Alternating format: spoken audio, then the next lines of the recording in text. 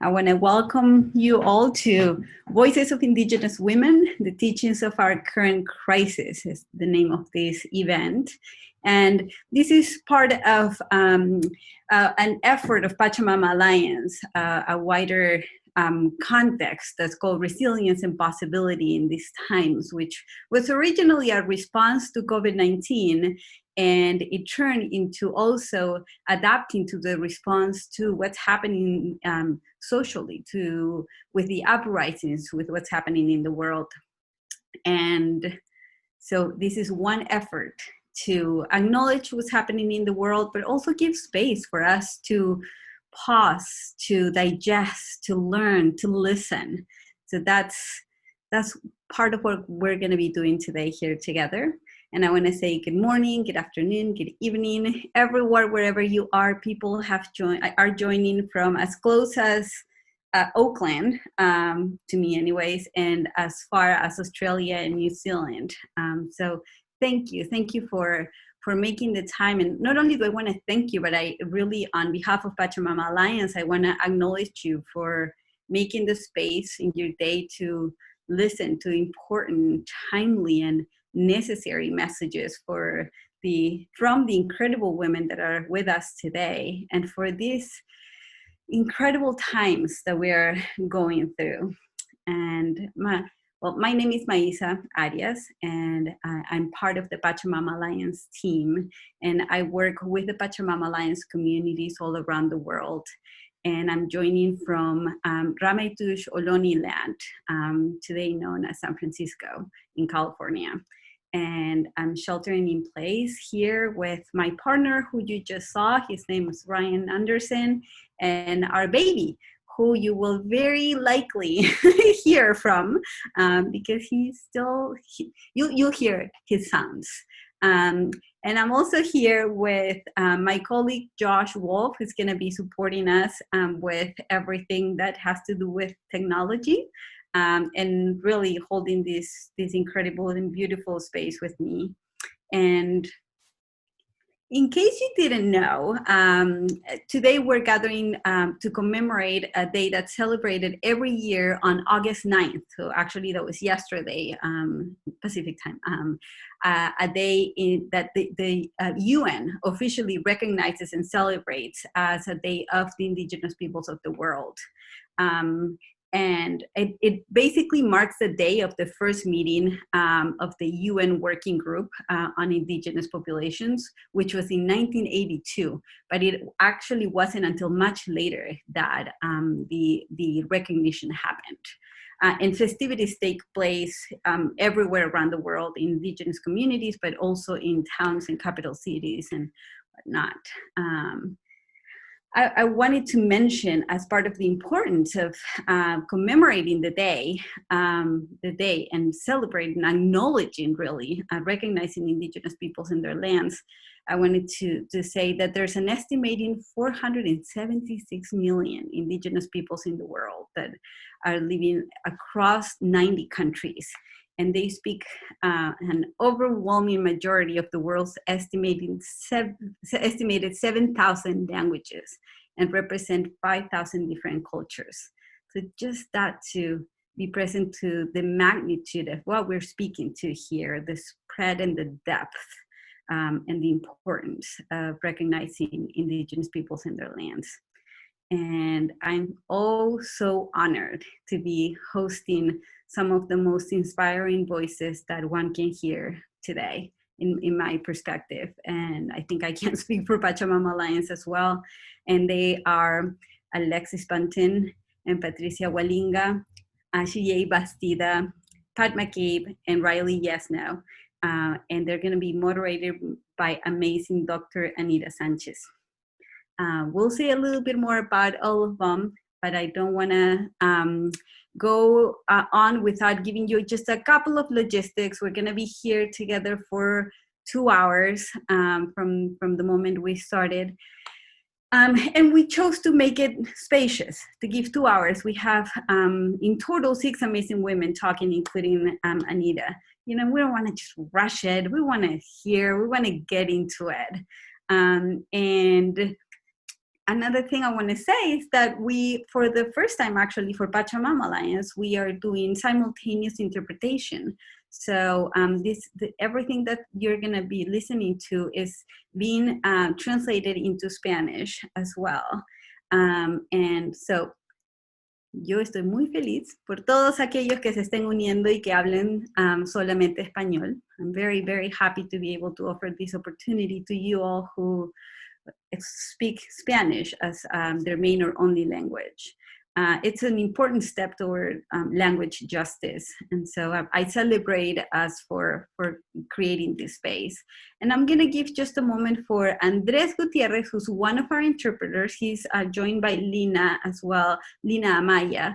One of them is joining us from Panama and the other from Colombia. And Andres is going to give people a little tour of how to use the interpretation language feature of Zoom. Interpretación. Gracias, buenas tardes a todos. Entonces vamos a compartir una pantalla para que entendamos cómo se puede utilizar la función de interpretación de Zoom. Josh, can you please share the screen? Entonces básicamente dentro de un rato va a aparecer en sus controles en su pantalla. Si está en el celular, aparecen en la parte de abajo, donde aparecen los 3 punticos que dicen más, o si es en la pantalla del Zoom de su computadora, aparecen también abajo junto a los demás botones. Van a encontrar este que dice interpretación. Y cuando presionan allí van a poder escoger el idioma tal como lo dicen las instrucciones. Si hablas solamente español, pues eliges el idioma español. Y si no quieres escuchar de fondo la voz original, seleccionas silenciar audio original. Yo recomiendo que dejes la voz de fondo para que puedas captar la entonación de la persona que está hablando, pero pues es tu elección. Si eres bilingüe y puedes entender perfectamente el español y el inglés, no es necesario que actives esta función. Now for English speakers, as you can see here, in order to turn on the function of interpretation in Zoom, you will find in the lower part of your screen of your computer, next to the rest of the controls of Zoom, you will find this interpretation button, and there you should choose English language. You can also mute the original audio in order not to listen to the original voice in the background, but my personal suggestion is that you can also listen to the original voice in the background so you can catch the intonation of each of the speakers. So thank you very much. I think it's all set and ready to go. Wonderful. Thank you so much, Andres and Lina, for your work with interpretation. And before we move on, I want to introduce you to our moderator, who's going to be introducing later on our speakers. And our moderator is Dr. Anita Sanchez. And she is of Aztec and Mexican American descent.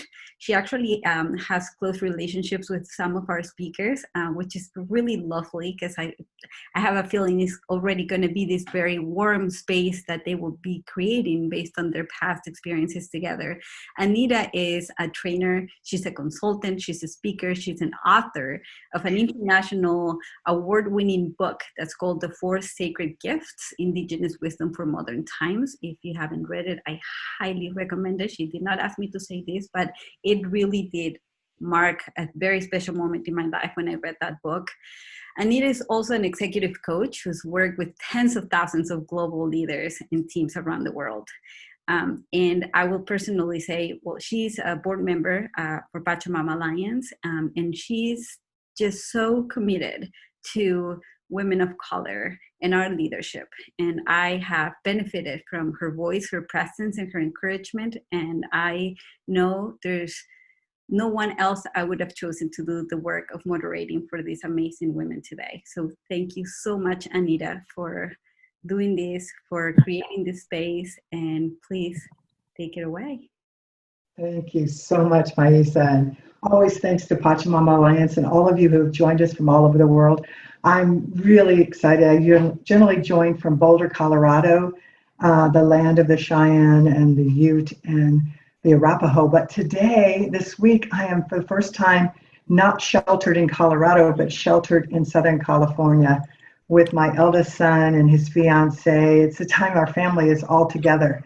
It's a little weird distancing, but it's great. You all understand. So it feels like an extension to be with this group, this amazing group of women.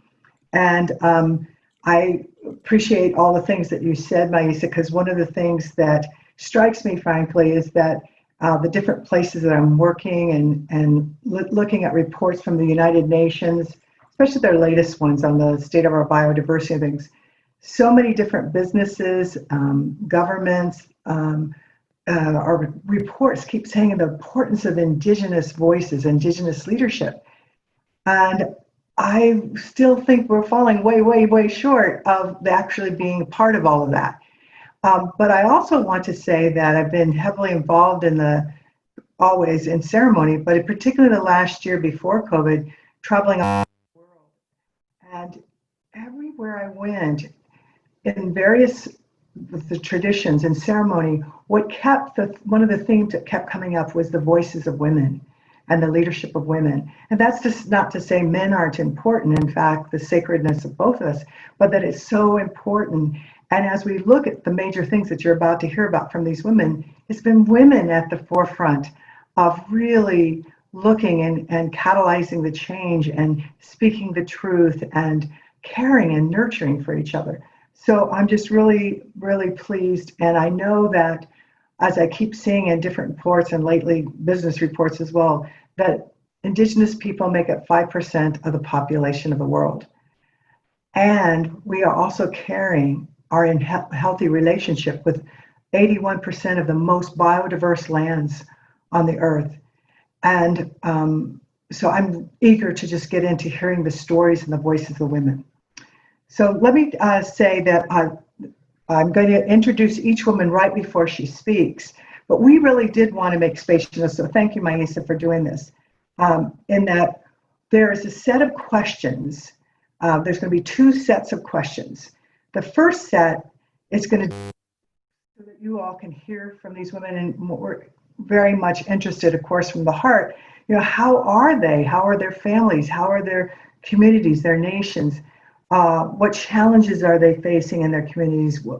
In the area of self-care, what are they doing? So those are the three big places where I ask them, rather than doing one question going around, one question going around, like choose one or all three of those questions.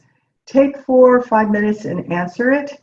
And then that allows the other women on the panel to ask another question or to ask for clarification or just said, yes, I'm with you.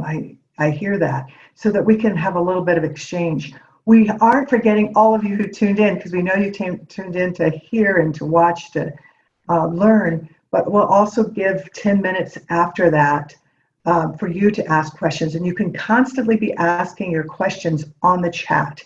And Josh and Maisa will be keeping track of those, so that when we hear from all the 5 panelists, then we can open it up and answer a few of those questions. Then I just want to go ahead and let you know, so you can understand some questions like, why aren't they taking my question?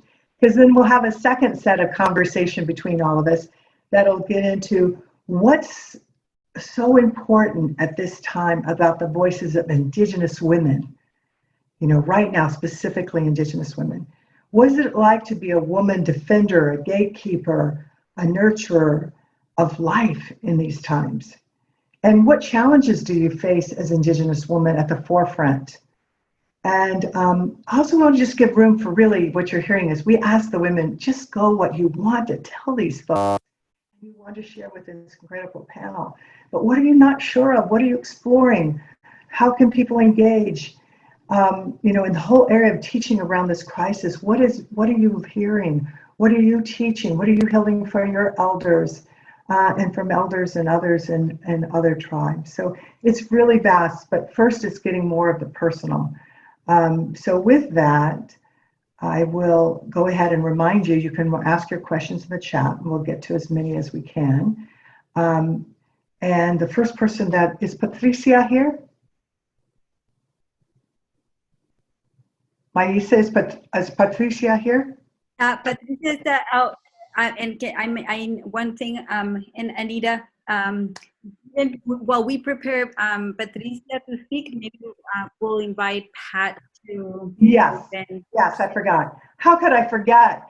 I was just telling Pat before we started that I have been actually listening to her blessings, her recordings on different places that she has been from the Middle East all over. And of course, she's sheltering in Dene land. But however, even there, she's being invited. And so, my dear sister, could you please honor us with acknowledging sacred space? A blessing from you would be so, so appreciated.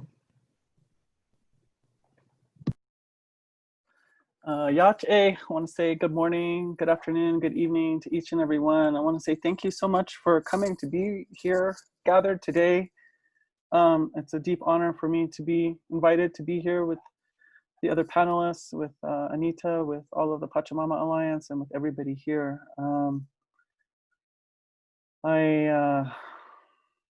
Let's say that we are called here for a deep purpose today. We're answering a call from life itself. We're answering a call from our Mother Earth. We're answering a call from all of our star being helpers. We're answering a call from the flying ones, swimming ones, creepy crawling ones, four-legged ones, all the waters, all the mountains, all the plant nation, all of the beings, all the stone people, all the many spiritual helpers that surround this Mother Earth and that surround each one of us. They're calling. Let us say that we have answered a call to come here together today. We present ourselves to Creator, creation. We present ourselves to life. And I ask that all the holy people all around have a good look at each and every one of us as we show up here in whatever way that we are, inside and outside. I want to sing a song of calling to the sacred grandmothers to come in from each of the directions and be with us and inform this discussion here today. I've lit a little fire here next to me, and I call upon the ceremony house of the world and all the elders of all the ways sitting in one ceremony house, looking to their fire, praying over us, holding that frequency of deep wisdom, of thriving life way of the earth, of the way of the solar system, of the way of the cosmos, of the very highest possibility for life, light, and love. And as they look at their fireplace, I ask that this little fireplace that I'm holding here be connected to your fireplace, and I invite you in to inform this circle that has come together on this day. So I sing out this song to the grandmothers, and we say the grandmothers come and make a beautiful place for the grandfathers to also come. So let's say, we hi hey ya, we ya ya, we ro, we hi hey ya, we ya ya, we ro, eh yo, we hi hey ya, we ya, we ya ya, we ro. Hey ya, hey yo, we hi ya, eh hi ya, we hi ya, eh hi ya, we ya, hey ya, we ro, eh yo, we hi ya, hey ya, we ya, we ro, we hi ya, hey ya. We ya ya we ro eh yo we hi ya hey ya we ya ya we ro eh yo we hi ya ya we hi ya ya we ya ya we ro.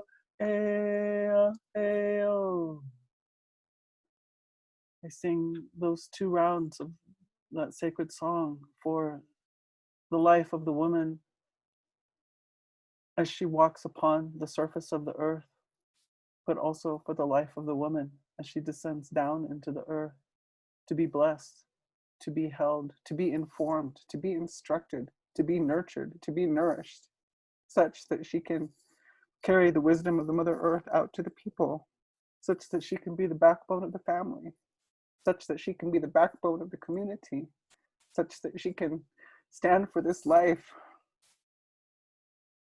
with the full blessing, with the full knowledge, with the full love and heart of this Mother Earth that gives us everything we need to take care of every single one that we love. I'll just reach out to you, Mother, and ask that you speak through us today, speak through each one today, to give us your encouragement, to give us your love, to give us your guidance, to give us your direction. And I ask that you prepare us, each one, to be able to receive all of the love and care that Creator would bestow upon each one, and that we might be able to pass that love and care on to all those that we meet and to all of the life that's all around us, and really fulfill the deep honor and the dream of the human being here on the Mother Earth. Aye, itakuye, oyasin, for all my relations. So.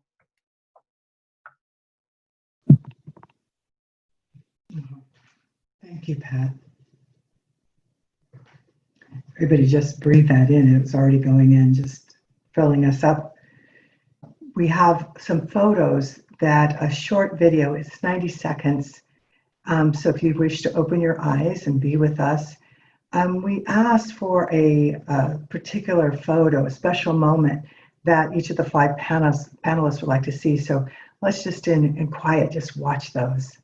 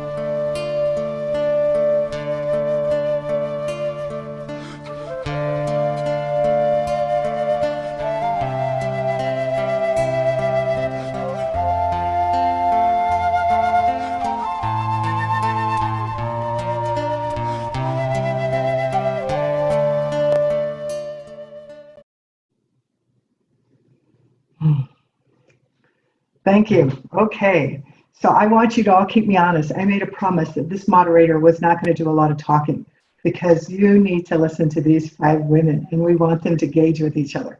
So we're going to start right in, and I'm going to introduce really briefly, because there's so much, as you could see from the pictures, we could say. Patricia Gualinga of the Quechua people of Sarayaku in the Ecuadorian Amazon, who has represented the voices of indigenous peoples in dozens of countries, including the Inter-American Court on Human Rights, and so much more. Patricia, I'm just so happy that you're here with us. The way this will work, Patricia, is that you receive the questions ahead of time. So there are, I'll just go ahead and say what the questions are, and you can pick any 1, 2, or all 3 of them to answer in the next 4 or 5 minutes. And then it gives an opportunity for the other panelists to share or ask a question before we move to the next person. And then when we go through all 5, then we'll open it up for some questions, and then we'll go to the second round. But how are you, Patricia, your family, your community, is the first question. And are there any challenges facing your communities? What are they? And that's, of course, a huge one. And then the area of self-care, we're seeing so many of what you're doing, and the other panelists. How do you care for yourself? Tend to your needs in this time where there's such demand by every level of our families, our communities, our own hearts and spirits. So Patricia, we welcome you, and just answer any 1, 2, or 3 of those that you wish. and then we'll allow the other panelists, if they want to share, ask you something before we move to the second one.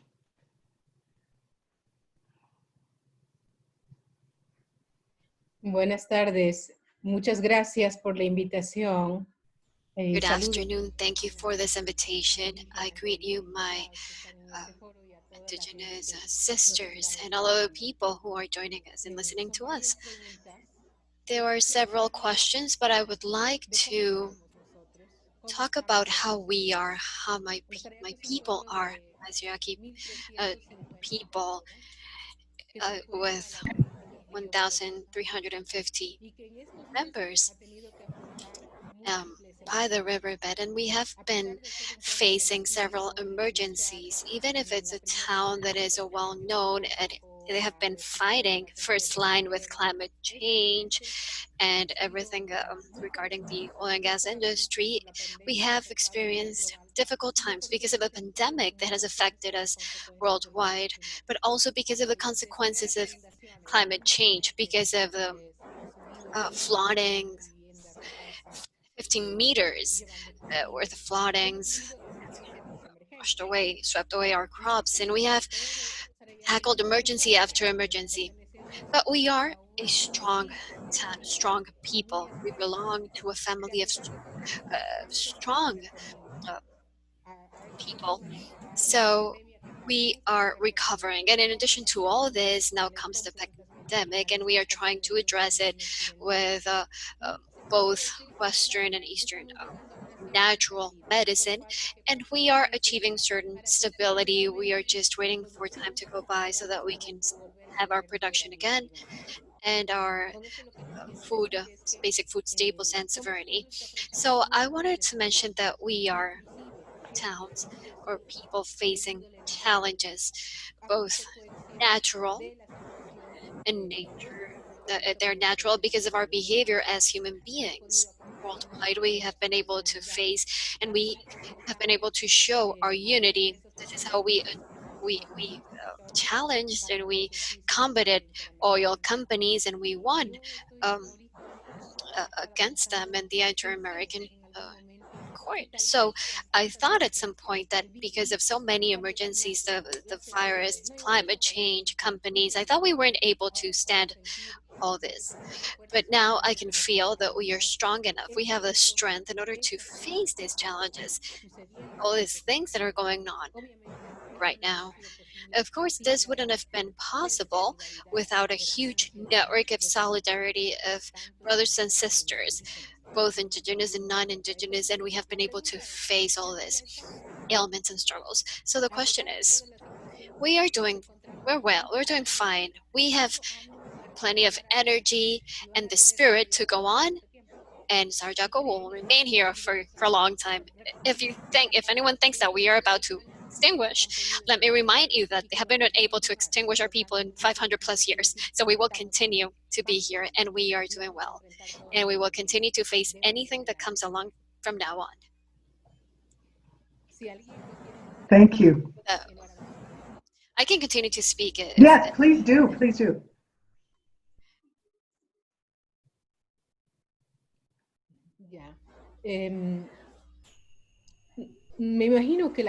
I can imagine that many people are not familiar with Sarayaca. It's in the Ecuadorian Amazon region, and there are people. There's a nearby town, but it's a town in the midst of the jungle. They drink chicha and they live in these huts at very rudimentary conditions. So whenever people go there, they can't imagine. No one can picture how offended we feel when our rights are vulnerated. So our people are always there trying to make people understand, the global society understand what is it that we expect from people. What are they supposed to expect from us? Not only to say that we are there in the first line of defense, but we want people to listen, to hear from us. What are we expecting from society in order to foster a deep change? So it is important to share our sacred knowledge of Asian people in order to reach and touch the hearts of people fight in order to achieve and make it possible for there to be balance in our planet, which is highly affected on our Mother Earth, which is also so affected. So our proposal is called Selva Viviente. It's like a live jungle, and it includes all the knowledge of our sages, our elderly, and in order for you to understand, and for people to understand, because politicians do not want to understand and companies don't want to understand, so we have stated everything in 2 paragraphs. And we say that Selva Viviente is the recognition that nature and vital spaces are living beings with a consciousness, with they're a subject to they are a subject to rights. They're entitled to rights. So if we fail to raise this awareness, our struggle, even as a first line of defense, will not be enough, and there is no time in order to continue to fight if the global society fails to understand. So we have launched this proposal worldwide, and we are taking these proposals. We are conveying this message, and we are running against time because global society is bigger than us. More people, and they don't really understand easily. But we still have hope that someday we will see our nature as brothers and sisters, as living beings, in order for all of us to coexist in harmony. And this is a proposal that we have delivered to the national government. We have attended climate change initiatives. We have shared this with governments and with our brothers and sisters. Having this mindset, I am not the center of the world. Nature is this live being, and we don't need to be excluded. I mean, we need to be taken into account. We cannot be exploited. We cannot be invisible anymore in order to keep and foster balance in our planet, our Earth. And this is our knowledge, our ancient knowledge that we have been trying to convey, but we didn't speak the language, we didn't speak Spanish. Now we are being able to say this out loud. And we have found people that also question themselves. Like, they start asking and finding and searching what they have lost along the way. And this is our proposal, in addition to other struggles. If it's up to us, in order to prevent destruction, we will try and make people understand that we have this type of proposals going on. I think my 5 minutes are over. Thank you, Patricia. We want to hear a lot more from you, but I want to open it to people on the panel. Women, does anyone have something in particular that Patricia said that just struck your heart, or you want to ask for further knowledge? Just unmute yourself.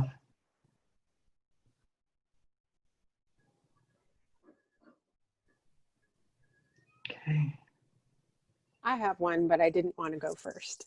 Yeah, I know. Yeah. Pat, do you want to? No, go ahead, Alexis. Yo tengo un comentario, pero no quería ir de primeras. Okay. Let me turn off my ear. Hi, Patricia. So good to see you via Zoom. I think last time we were in either San Francisco or New York, but you're always so, oh my God. What really struck me is when you said, when you were talking about how our tribes, us as indigenous peoples, will endure, will still be here despite 500 plus years of colonization in the Western Hemisphere. And I was just thinking about that last week, because when I was growing up in Alaska, the elders used to always say, they used to say, you know, we were here before the Americans came, before the Russians came. We're here now, and we'll be here on our ancestral homelands long after they're gone. And as a child, I kind of took it quite literally, like almost because we're taught in schools to think in terms of this false notion of racial identity. So as a child, I thought of it as like, just our native tribal members who aren't tribal members. And now I think I understand what the elders meant was more like when they say we'll be here after the Americans leave, it means our values and knowledge and ways of life will endure. And that I believe that that's going to have to be taken up by society as a whole, no matter what your background is, no matter where you come from. And that this time, this pandemic that we're in right now is really an opportunity to transform into that we'll be here after the Americans leave future that we want. So thank you for raising that. Thank you, Alexis. Is there anyone else? Pat. I can say something. Thank you so much. It's very good to be here with you, Patricia. And I'm thinking about also what you bring up, Alexis, too. So here in Dineta, in the Four Corners, so-called, in what we now call the United States, we have, I think we're kind of the sort of the epicenter of the epidemic for the United States still. We were for quite some time, and I think we still are. And so we're experiencing some very big difficulties. And, you know, part of it has to do with the governing system that was superimposed upon our traditional ways. For instance, the land allotment practices. Somebody was just reading an article about this, and I knew about them, but I hadn't really thought about how that contributed to our dilemma during this pandemic in particular. But so, you know, they basically just took a big grid and laid it down over our traditional homelands into little squares, because that's how this modern world paradigm likes things. They like it square. Here we are in little squares too, but we're going to say we're in a circle. And then, so the descendants of each of the people who were originally within those little squares, they could call, so the original people, that was their homeland. And then their descendants are supposed to like somehow start dividing up these little squares to be able to live there. So this is a whole way of land management that was very foreign to us. And so, for instance, if I go to where my grandmother lived, I have to consult with everybody who's already sort of designated to be in that square and ask for their permission to build a house. And you know, it's starting to get crowded in some of these areas, especially the nicer places, right? And so now we have this competition for land that we never traditionally had. We had other ways of managing land. And so it creates huge turmoil. Apparently there's even murders going on over this. And so it's a false pressure. It's a false way of thinking that was laid upon our traditional ways. And so rather than go through all of that difficulty, people are just piling all into one little tiny homestead. And that's why we have so many people living in one house. And so during the pandemic, when you've got 18 people living in a 3-bedroom house, well, you can imagine, it's very, very difficult. So, and then also right now we're having a huge water crisis. I mean, water is always scarce. It's always water in the desert here where we are, but now our infrastructure, we have windmills that are broken, and then some of them are going dry because people are kind of all going at once, and that's not normally how it happens. So we're having a little bit of a water crisis.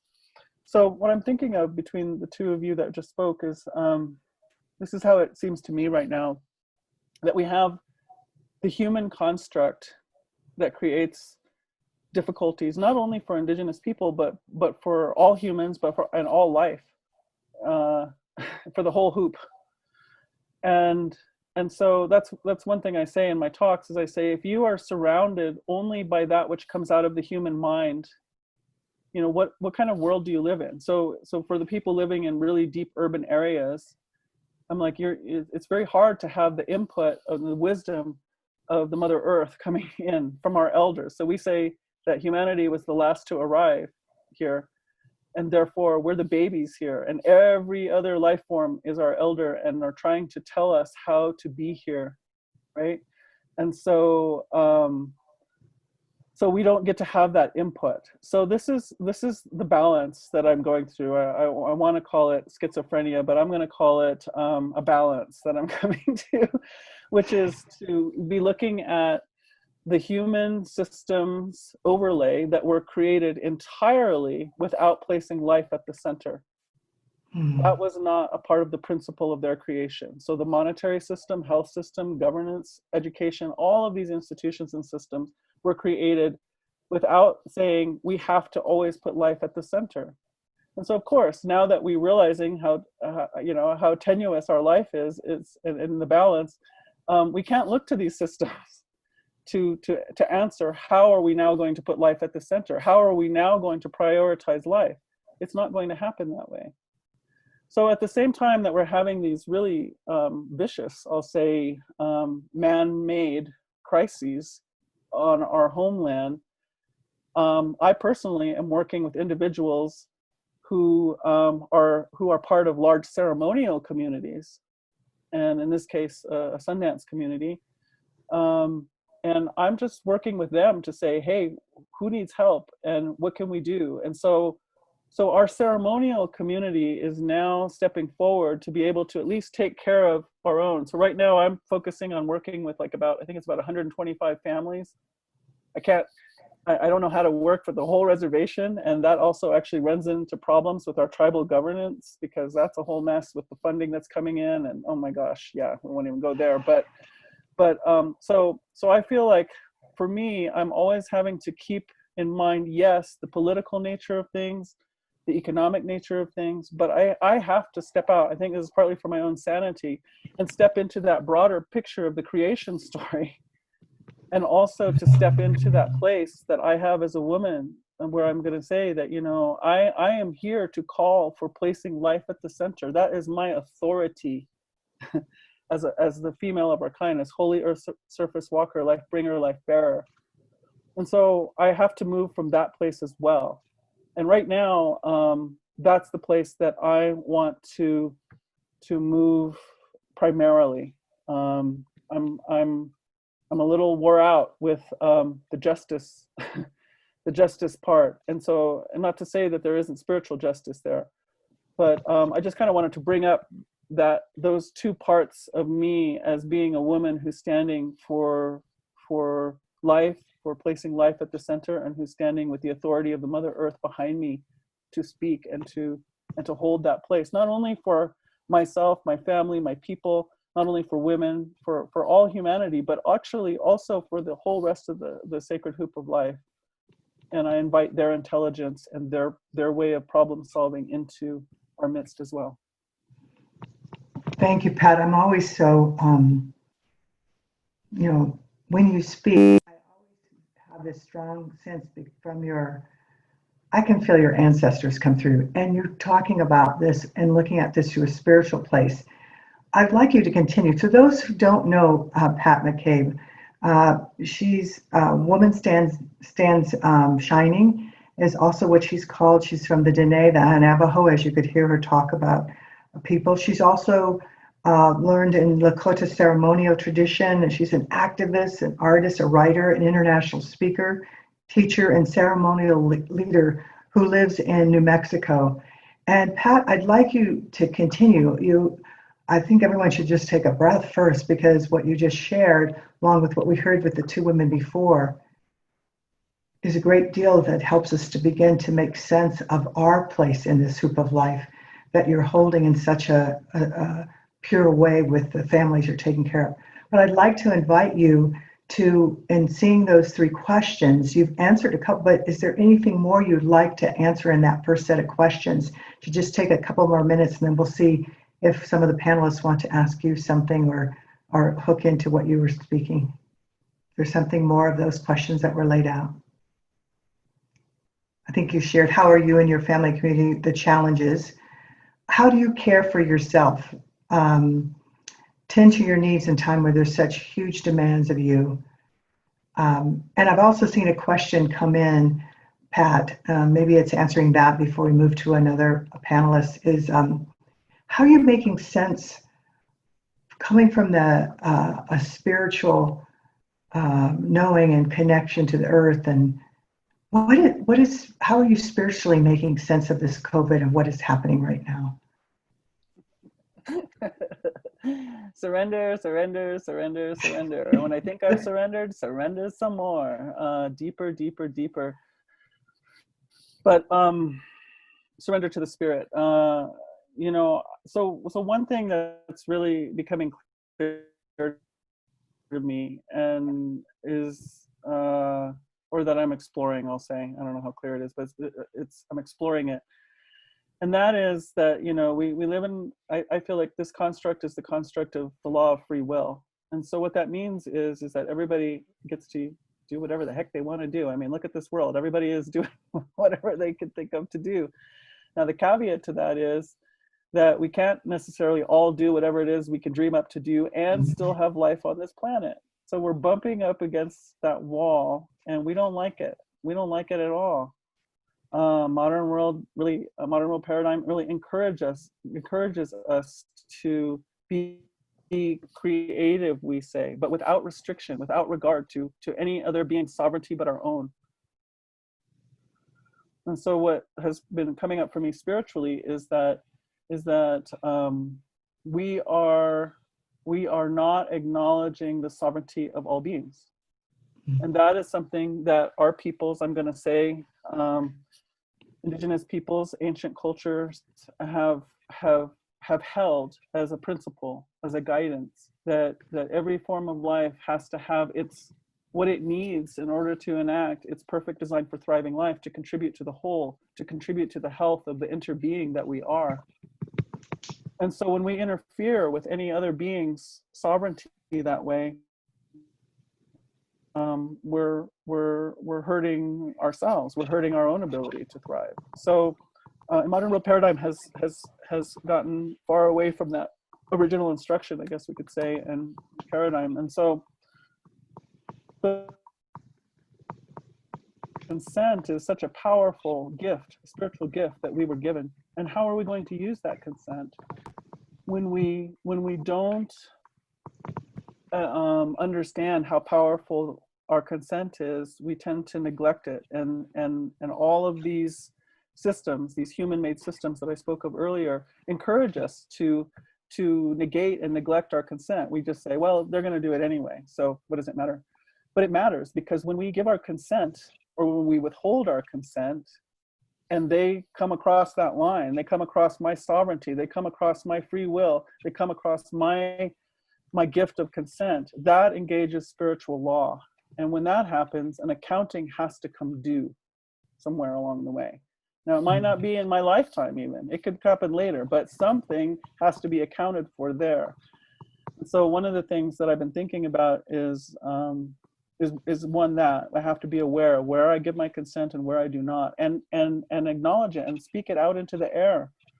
But also I want to say that I'm realizing that the game here is that everybody has to agree and come into consent that we want this life.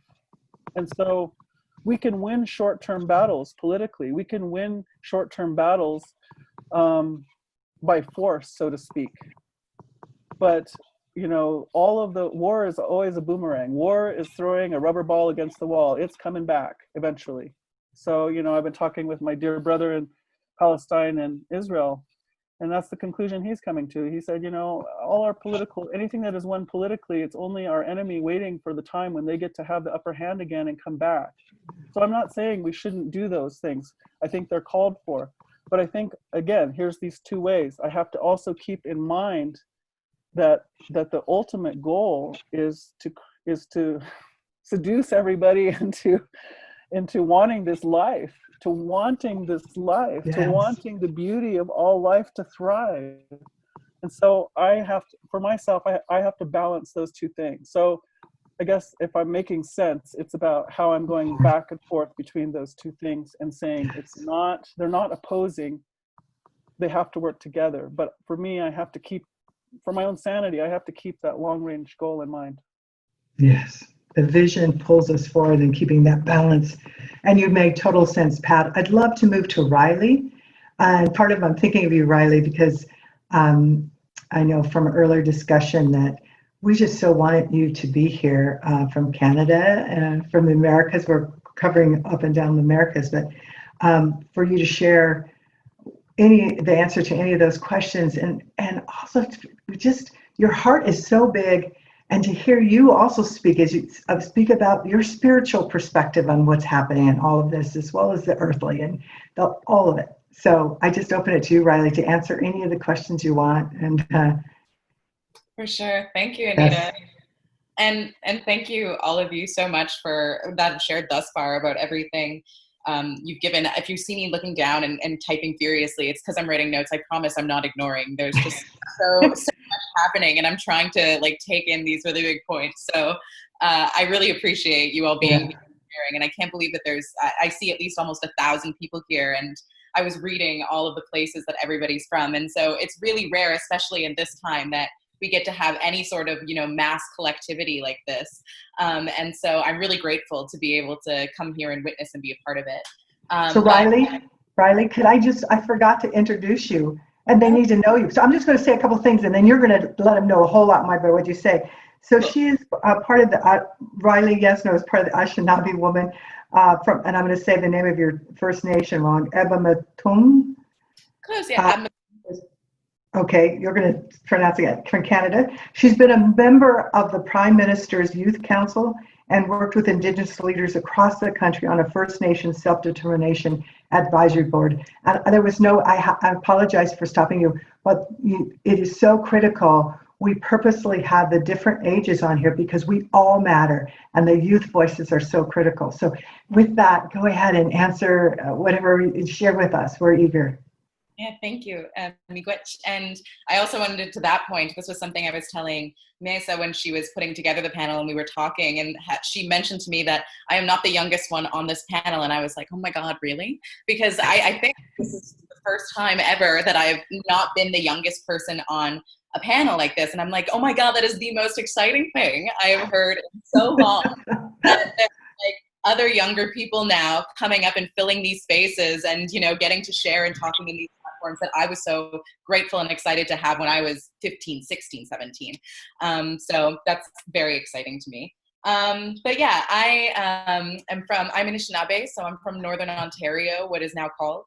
My family, we live in the middle of the Boreal up north on the Canadian Shield, and it's a really generous place to live, I'll say. The land provides so much for us. And right now, so I grew up there, my family lives there. I'm currently in Newfoundland, actually, which is, a big departure for me from my homelands. And I'm currently, I can see right now the most easterly point of North America.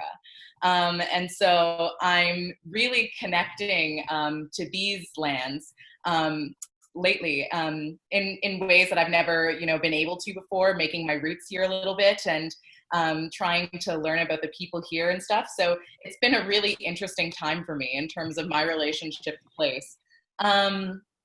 But yeah, thinking a lot about COVID, I just want to touch quickly on what COVID and just, I suppose, the crises in general. When I'm talking about my community, I mentioned how generous it is, and talking about how lucky we are to live in this land. Unfortunately, and it kind of touches on what I think Pat was talking about like how these imposed structures, don't have life in the center, are not as generous. And so my community is facing a really difficult time in that we live in this fly-in reservation or reserve, about 1,000 people who just contracted the first case of COVID in a fly-in community. And so this is a community that also has almost 30 years of no clean water, so longer than I've been alive, no clean water, no healthcare services available on reserve, and just really ill preparation in all facets to encounter something like this. And so it's been a really difficult time trying to create a sense of security and safety there, and in practical and in more, I think emotional, spiritual ways as well. I think everybody's very scared. That fear takes such a toll on everybody.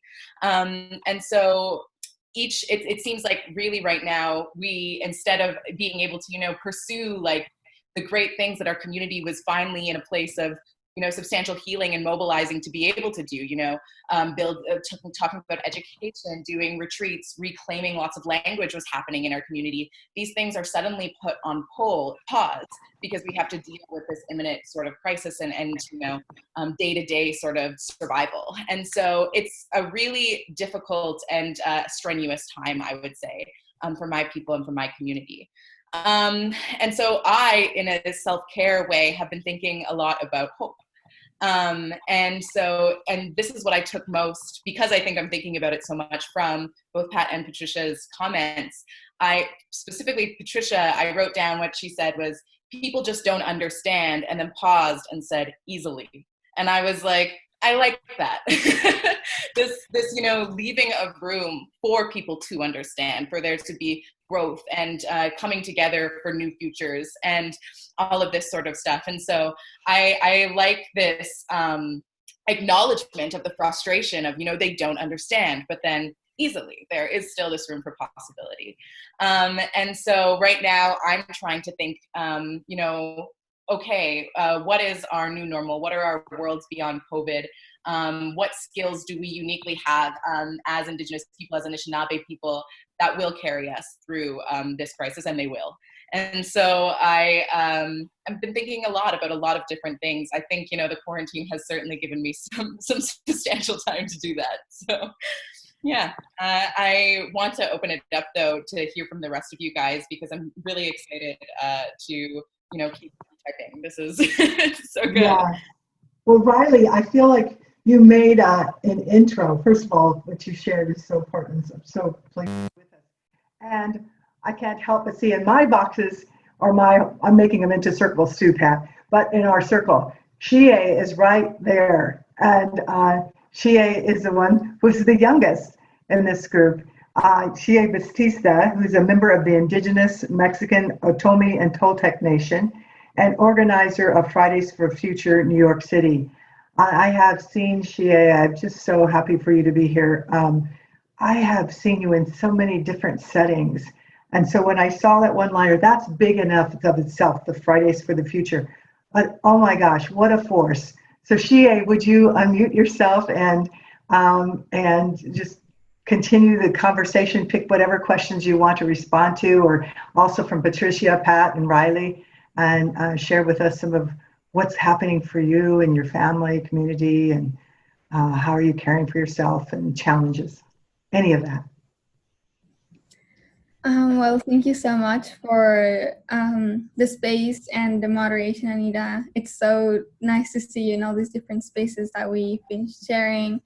And I just feel so grateful to be absorbing all this wisdom right now, because that's who youth are, right? We're little sponges that absorb wisdom.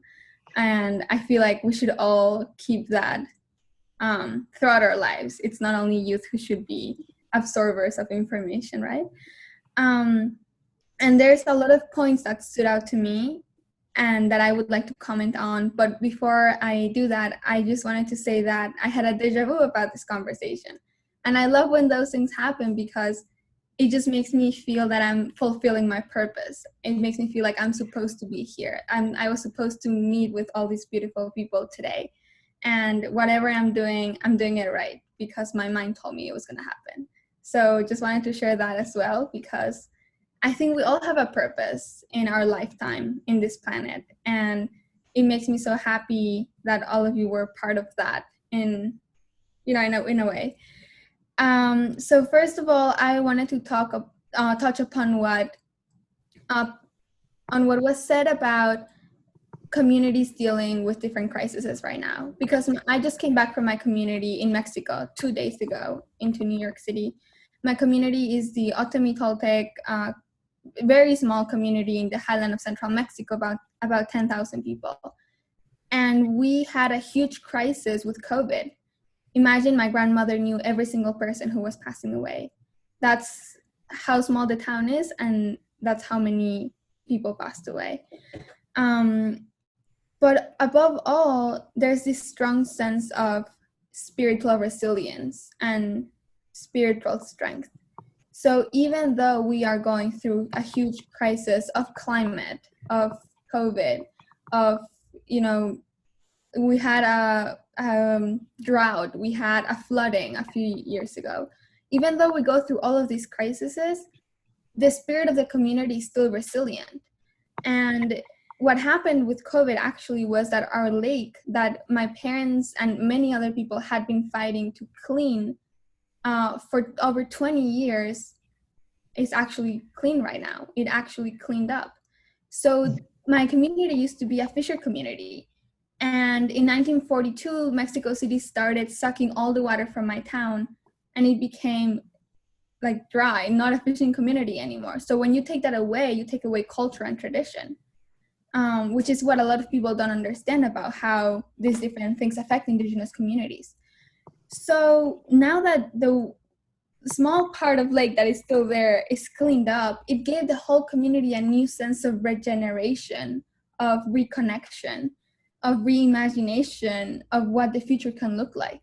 So I think that COVID, and we've all seen this, showed us a little bit what a clean world can look like, but it doesn't mean that our lives have to be put on hold.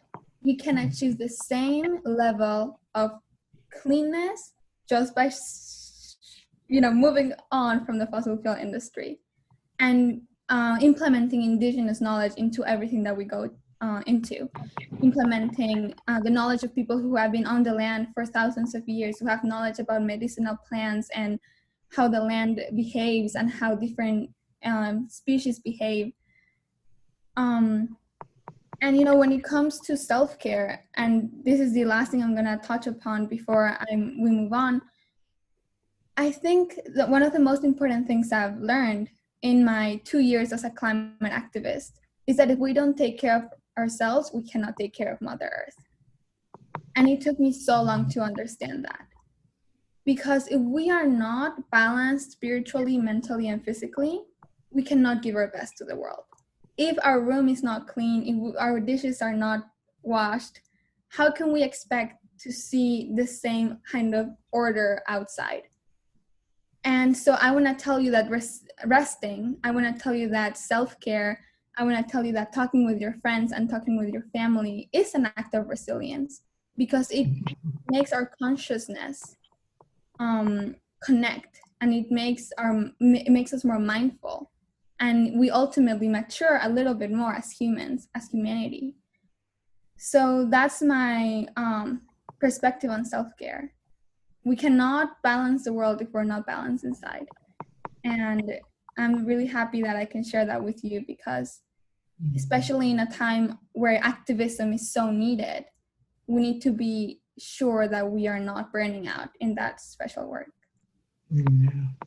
Thank you. Yes, the inner work is so critical. We have to keep being about that. Otherwise, what happens on the inside, what we do or don't do, is going to show out. It's the footprint we're putting on Mother Earth as well, as on ourselves and each other.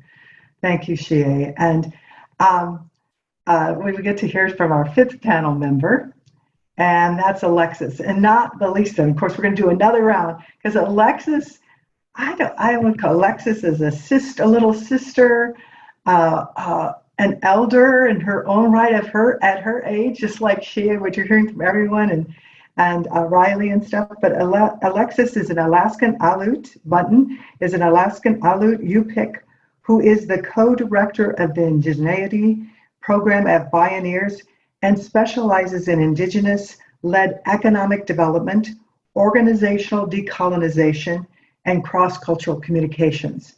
All so needed more than ever at this time. And with that, Alexis, I would love for you to unmute yourself and share with us what has touched you, and also answer any of those initial questions that you would like to with us. Thank you, Anita. And I will answer the questions, but I also want to just say to Riley, after this call, when we get to chat, you have the best last name I've ever seen, and I want to know the story behind that last name. I want a last name like that. Anyway, too cool. So yes, I'm Alexis, and my village is South Naknek in Bristol Bay, Alaska, and this is an area where Unangan people, also known as Aleuts, have met with the Yupik people up and down Southwest Alaska. So those are my two tribal affiliations. I'm also descended from settlers from Sweden, and have been exploring my Swedish history for the past 5 years, and just amazing. Wish I could go to Alaska and northern Sweden right now, but I can't. I am calling in from Monterey, California today. I saw a number of other people calling in from Monterey, probably down the street from me. Hi, see you, Sue and Marianne, and there's other people as well. And I do want to acknowledge that Monterey is the ancestral territory of the Rums and Ohlone. The Rums and Ohlone people are still here. I know quite a few of the leaders in the area, and I try to think about that every single day. But I actually moved from Alaska to California to go to grad school and just never did winter again. So now I'm kind of missing it. But I want to talk just in terms of my home community in Alaska. Alaska has been doing a great job keeping COVID numbers down in general by stopping the cruise ship industry. That's not the case here in Monterey. It's really a hot spot. Lots of people think that they deserve a vacation right now, and there's a lot of tourists, and I wish that those tourists would just think about elders and all the people who are dying and all the people who are contracting COVID, and even people who survived COVID but have, like people I know who have ongoing brain damage, organ failure, and all kinds of problems. We cannot put ourselves first at this time. We cannot be ruggedly individualistic Americans. We need to think in terms of a more sociocentric way, a more tribal way, in order to save all of our lives. And I'm really, really lucky because I've somehow managed to I have a house here in the Monterey area, and I couldn't afford it now, but I do see a lot of Indigenous peoples all around me constantly.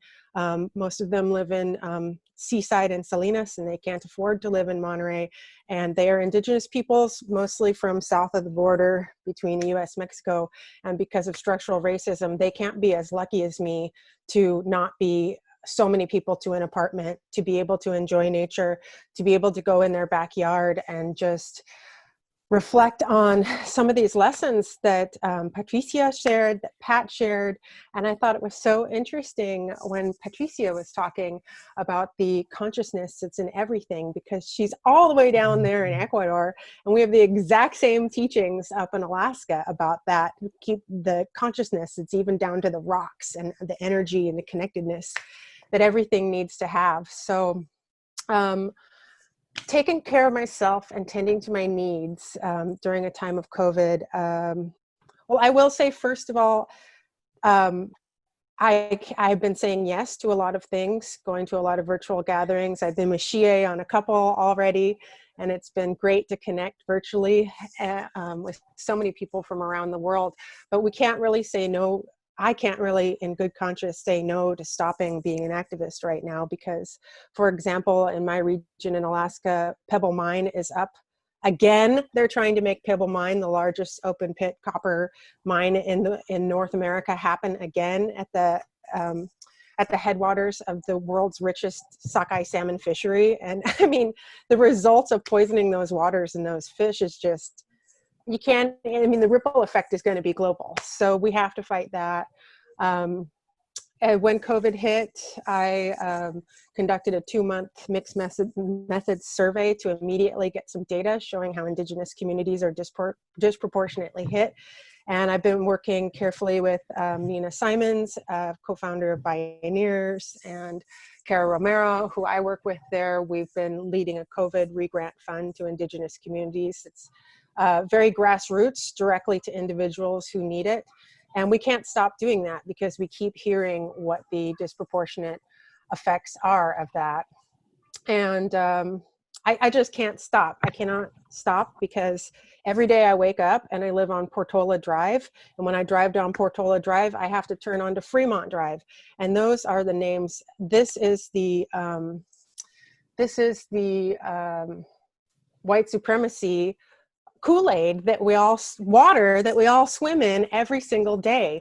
We're not, I don't live on Rums and Ohlone Street. I live on the street named after the explorer who first touched down and led off the land theft in the place that's now called California.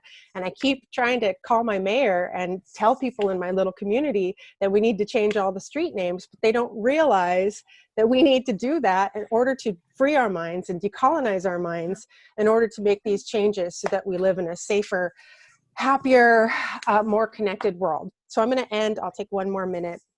I just want to share that I don't know about everybody else on this call, but in my family, the way I grew up, like my mother always knew all the birds, and they'd always come visit every day, and we knew all the animals. And then my grandma, same thing there too. When I was a little kid, I thought being with your birds was an old lady thing or something like that. But ever since COVID-19 hit, I've been getting to know a family of scrub jays in my yard. They started coming last year to have little seeds in a little bird feeder, and now they eat out of our hands several times a day. They call us over. They try to fly in through the door. They had babies this year. One of the babies was killed by a hawk. The other one survived, but that one's name is Fluffy. My daughter named him Fluffy. He's a boy. And Fluffy and his mom and dad come and take a bath in the dog dish on the deck every single morning, but they call us over because they want to show off that they're taking their bath and then get a peanut. And they just really like to, the mother, if I throw her a nut, she won't eat it. She makes me come over and hand feed it to her and talk to her and have a connection. And these are connections with nature that all of us can have almost no matter where we live, as long as we can get outside and be in place and just pay attention. And they're here it sounds like a jungle out there in the mornings now, all the birds. So last year I planted a indigenous plants, mostly indigenous plants garden in the space I have in my backyard, and it's thriving this year. We had a lot of rain last winter, and I encourage everybody, no matter where you live, whose territory you're on, try and learn the names of the plants that are from that place, that have been cultivated, grown on their own, that are in tune with that place. I don't have to water anything. I don't have to worry about my soil being too full of sand, because everything that grows there is everything that's supposed to grow there. And I just really encourage everyone to do that. The gardening and the birds have really helped me stay centered and grounded. Thanks for the opportunity. Thank you, Alexis. And I'm taking it to heart, and I'm hearing embedded in what all of you have spoken about so far in terms of really looking at our relationship of our own ecosystem to ourselves, as well as in extending out to not only other two-leggeds, but to all the beings, and that the beauty that comes from that when we can reach that balance. But we have to, it's a continual kind of joy and responsibility to do that. I do want to take one question from the group, but a lot of the questions have been from the very get-go of Patricia speaking is, are we going to get a recording of this? And it's over and over. Yes, there is going to be a recording of this, because people are listening and wanting, taking notes as quickly as possible. This will be recorded. Pachamama Alliance will have this available to you, everyone who registered. And for those that are apologizing that you have to leave early, yes, you'll get the recording. So you'll be able to hear all of this. And I'm just going to ask Maisa or Josh, is there another question that kind of stands out that's directed to any of the women to answer before we move to the second set?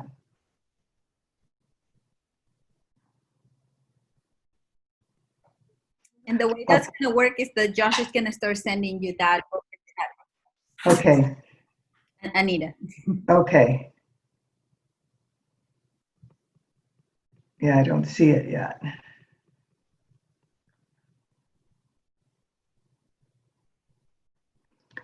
Okay, maybe I can ask some of the questions that I see. Yeah, I think we're only going to be able to take, if you could just name a couple, and then we'll see if a few pop-ups, and then we'll get the other. Because the other question I'm seeing on here actually gets into the second set, which is, I would love to hear from these women to speak about the topic of womanhood, of what it means to be a woman at this time, and what is all of that. So we'll take that. But was there another one that stood out, or should I just move into the second set? That's a great start. That's a great start, and we'll send you. Okay, great. Let's do that. So I would like to actually go back to Patricia, but I don't want to do it in any order. I'm not going to call the order. It's just as you're called and moved by the other, then let's just jump in and make sure we get the other five. But I was starting with Patricia.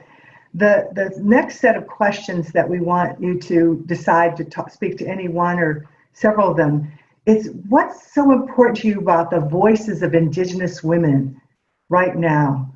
And that's the question that's being asked over and over again, is speak to what it means to be a wise one, what's womanhood mean to you?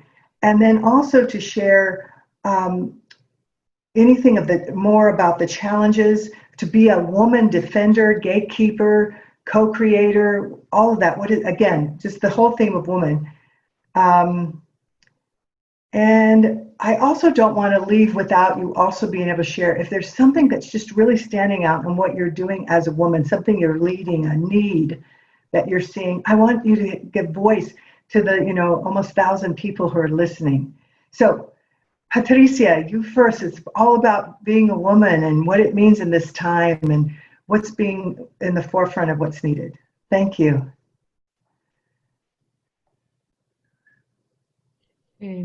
Yo creo que todas tuvimos el privilegio. I think that we all had the privilege of being born a woman, because without disregarding men, women can feel deeply with our heart.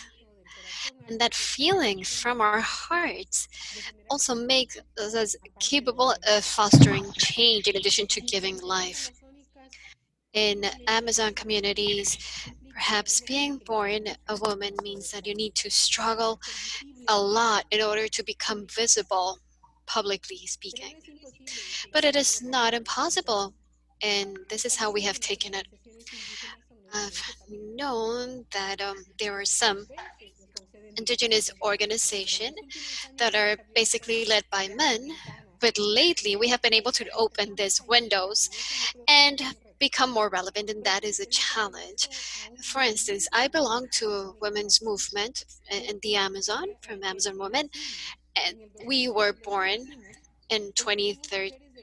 We were born in 2003 or 2013, and it's an organization made up of different indigenous populations, and we noticed there was a chauvinistic behavior in governors. So we decided that we wanted to stand up, the wives, the sisters, the mothers, the friends, and all, because we wanted to make a point from our feelings, from our way of thinking, and from our own voice, in order for us to become stronger. And we wanted to say things that had never been mentioned before, and we wanted to do things our way, and that is what we have done.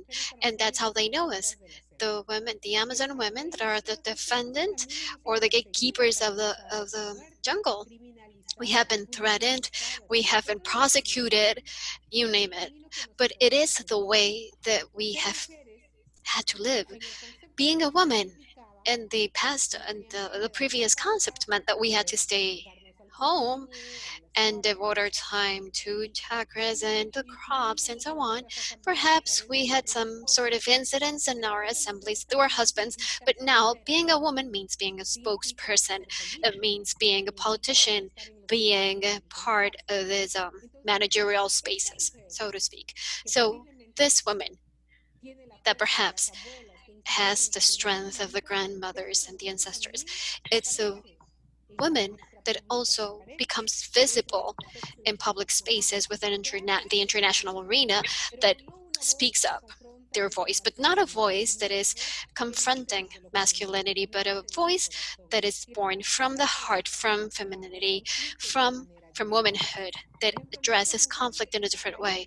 Our women are part of an open space. They always start by singing, with music, with chants, with songs in different languages, in order to create harmony in the meeting. And that is a very peculiar of us women. That's how we interact, and these organizations are not vertical in nature. And we don't want to be an organization. We don't even want to be an organization. We want to be horizontal, flat, with no such thing as a leader. We are all the same. We all feel beautiful and important, and all of us are intelligent and we are not never underestimated. And this is the strength that will help us defend our Mother Earth. Of course, it hasn't been a simple task, but organizations went like, okay, what's going on with women? And their organizations, they want to be separate. That's not the case.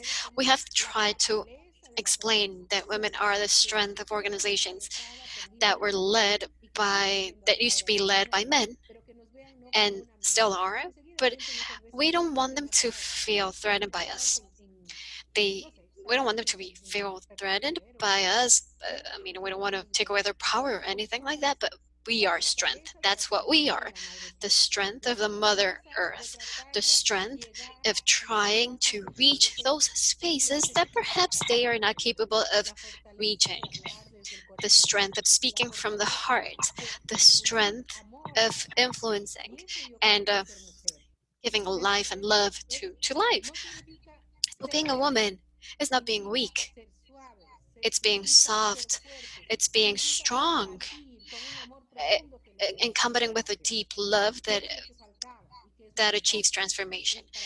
So what are we missing? This is what we're missing for this world, to embrace these possibilities. So once I was asked, maybe a woman from the city is different from a woman in the countryside, but we're still women. We have very peculiar identities.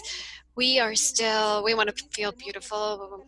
We are still, perhaps, someone was saying in a magazine that we do not wear any makeup, but we do. We fix our hair. We draw little lines, and I mean, the fact that we are in the jungle does not mean that we don't want to look pretty. We still have that strength, and that strength is the one that will foster the transformation. So everything that is going on, everything that is happening to us, will make it possible for this womanhood, this energy, to manage to move all this energy to create transformation. And that's, to me, that's the meaning of being a woman. Thank you. Thank you, Patricia. Yes. And anyone who feels moved to speak up next on the panel, I can call your name, but I just sort of let's just be whoever is want to follow Patricia. Riley, do you feel moved to talk about womanhood and just what is needed now? And definitely. I was like, I have a 1 in 4 chance. Let's see what it is. I should buy a lottery ticket.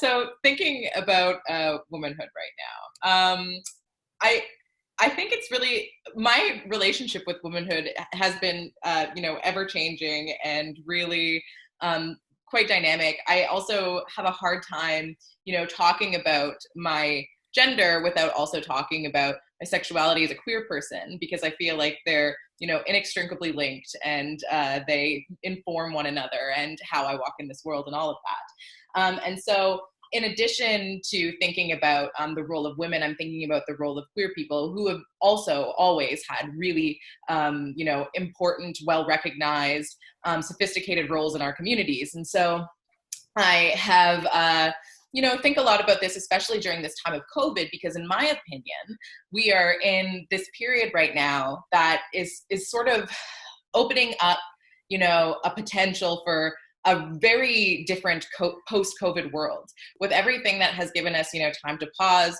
We've seen, institutions that said forever, governments who said, we can't do that. Suddenly we have universal basic income. Suddenly we have like this and this and this, or a form of it, even if it's imperfect. And so I'm hoping that people's perceptions of what is possible and what they should be demanding in regular times, it should be expanded. I hope it is.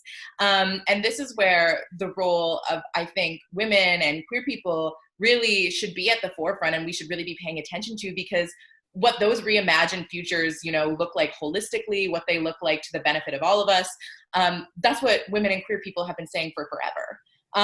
They have been for years demanding these radical futures. People just don't hear it because they often get, the quietest microphone in the back corner of the room.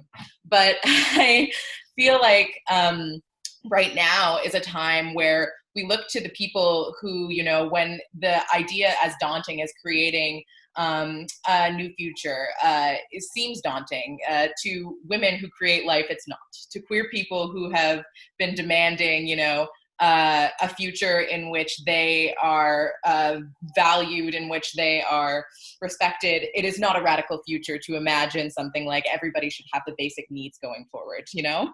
And so I think that this is a really important time for women. For me, I'm also like kind of taking this time to listen to, you know, the people in my networks and the people in my life who are really brilliant thinkers and who are really compassionate and caring and seeing what their perspectives on the landscape is right now and what we need to be doing and what they hope will come out of it and into the future. Because I know that right now, as much as it feels very tumultuous, it is also a period of rest for everybody, and that like the real rebuilding and the real opportunity is coming quickly and it's coming soon. And so I'm also trying to use this time listening to other women and to listening to other queer people, so that when that time does come, I'm ready and I have things to share and voices to amplify and things to really help inform this discussion in the best way that we can.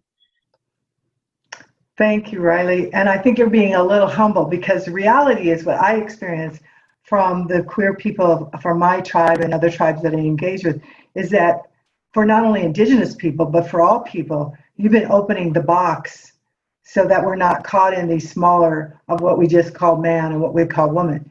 And so I'm so grateful for you carrying that forward and listening. We need humble leaders, and yet I'm so glad that you give voice to it all too. At the same time, we need both. So thank you. Thank you, Miigwech. Yes. Anyone else in terms of, we want to hear from all five of you about, particularly about being a woman at this time, or of your specific gender, whatever that gender expansive role that might be, an orientation. What is that like, being the gatekeeper, the creator, all of that, and also any special thing that's coming forward in your role of being this woman, a particular need you're focused on now? We'd love to hear about that. So I know you're all being really gracious, because the older woman here should be telling you who should come next. So I'm just going to go ahead and say, Pat McKay, would you speak to this now rather than waiting? I'm just going to go ahead and name you. She's my younger sister here. A really wise younger sister. Let's see.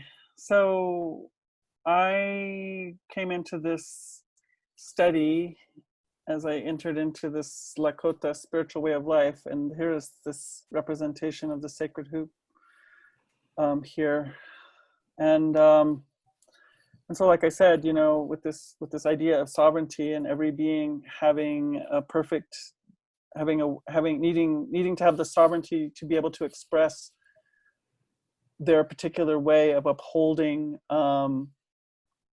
life and upholding the interbeing that we are. And so I came to this question about what is the five-fingered one's role in that? Do we remember what our thriving life design is? And I'm going to say that you know, the sum total of our presence here would say that we do not. I know that there's Indigenous communities, of course, that have been really doing everything possible to maintain that knowledge and that long history. We have the advantage of having a very long understanding of history of humanity on Earth, much longer than modern science can conceive of.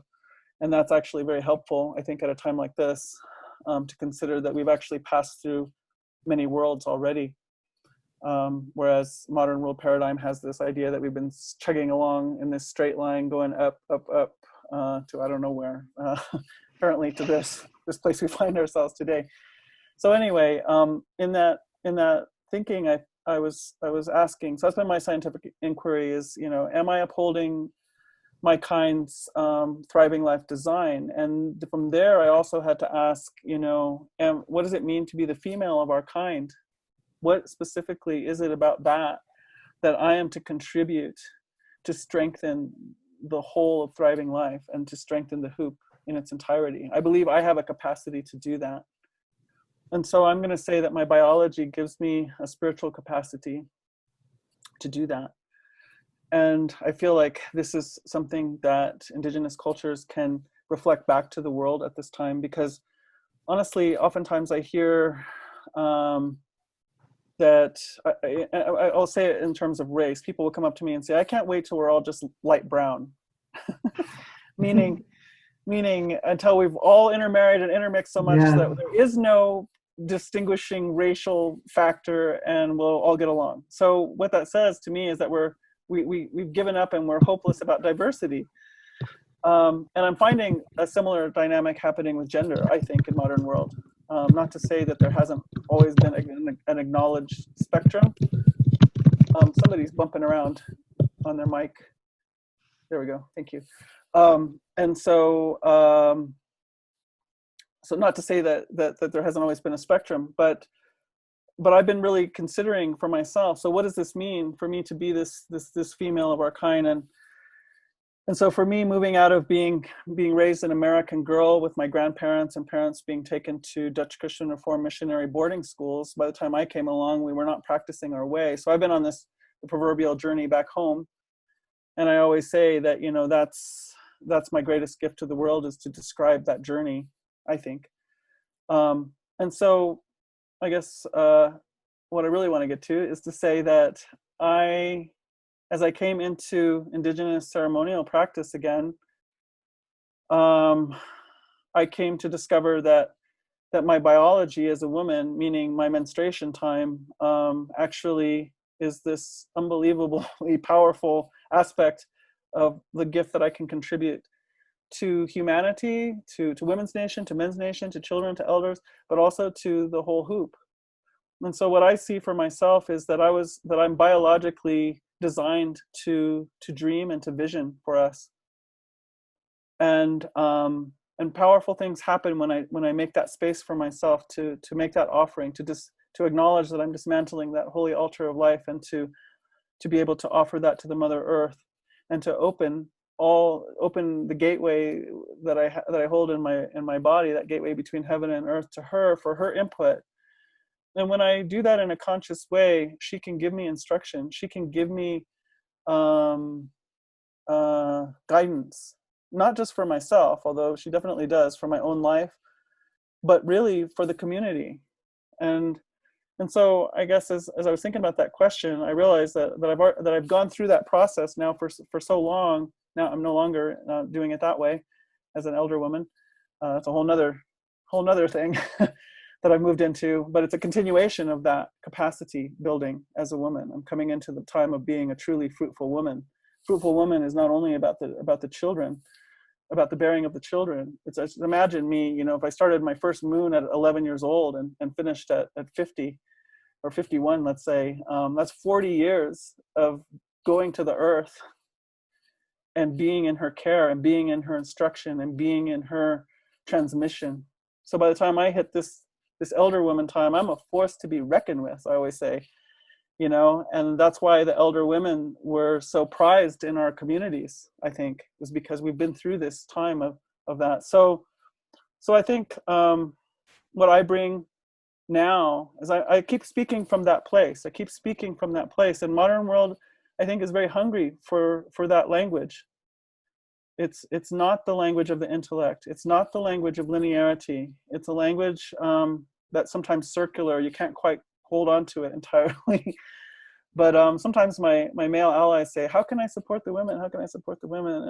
And I tell them, encourage that language from the women, instead of saying, what do you think? And they come out with this dream language that's not linear. It doesn't come out in PowerPoints and bullet points, you know, and if you don't understand it, say, could you please say that again another way? I want to understand. Because they're bringing something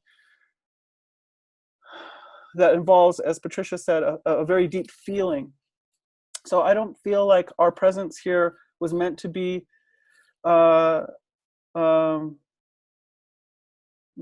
predominantly that linear way of the masculine. Not to say that the masculine can't also be in that other space, but there's a linearity. There's a point A to point B at top speed way of masculinity, And I call them the architects of our dreaming. I need them to help me architect, to bring into manifestation the dreaming that I'm bringing to us. But I also need for them to hear, this is how it's supposed to feel, even if it's impractical, even if it's going to cost more, even if we need to make it round when you'd rather make it square. Like, that's the really important part to listen to when you're going to be this architect. But I think that the primary, the fundamental part of what to do has to come from that language of the earth, which is not our English language way. I think our indigenous languages were, of course, much closer to that language of earth. And so I think it's really up to the women to begin to bring the dreamings, the solution. I guess I'll say this last thing and then I'll stop. But the other thing that occurs to me is that we have so much relationship repair. My clan grandfather says our primary issue is we're in a crisis of relationship right now. And so if we're in a crisis of relationship, that means we have a lot of relationship healing and repair, reconciliation to do. And I'm going to say that if that's really our primary task, to right ourselves, to become the honorable species that we were intended to be, then intellect is not the tool for the job. Try having a romance with intellect only. Forget it. It's not going to happen. And so what I know about our ceremonies is when I enter into the ceremony, my intellect gets pushed way to the back of the line. Then my animal body comes forward. My emotions open up. My spirit comes out to reach out and make connection with the spirit world that comes to meet me. And so all those modalities come to the fore. So I might have come into that ceremony believing that this relationship has to end because of this, this, this, and this. See, the intellect knows how to make the airtight case against anything. So if we really want to do relational work, we're going to have to call upon other modalities. And I'm going to say that Indigenous people have been maintaining a broad spectrum of ways of knowing for millennia, for generations. Intellect, my elders say intellect is the least reliable way of knowing anything. It's not, we can't throw it out, but it's not the most reliable way, right? And so if the woman was born to dream, then she's also bringing that language. So her role is really key in what we are looking for, I believe. And so we're having to hold this balance between, as Patricia says, also being that one to speak in these institutions, but we can bring it from our place. And so that's what I tell my male allies: don't make me speak in that language. Just like they stole our languages from us in the residential boarding schools. Think of everything we lost with that. We lost knowledge of how to be here, how to be human here.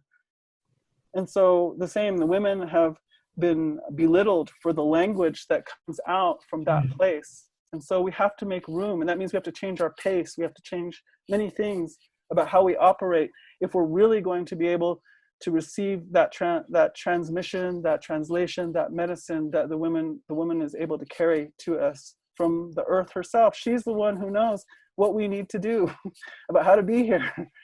And so how do we hear that? I'm going to say that the women have a way of doing that. Yes, I hear you, Pat. And as you're speaking, I'm thinking of women in Kyrgyzstan in the foothills of the Himalayas. And we did ceremony for 7 days. And in every ceremony, what came through was it was saying what you were saying, and that, it's not about, again, separations causing a lot of suffering, but it's all about relationship. So intellect at this time, the more masculine way, it's important, but it's not sufficient.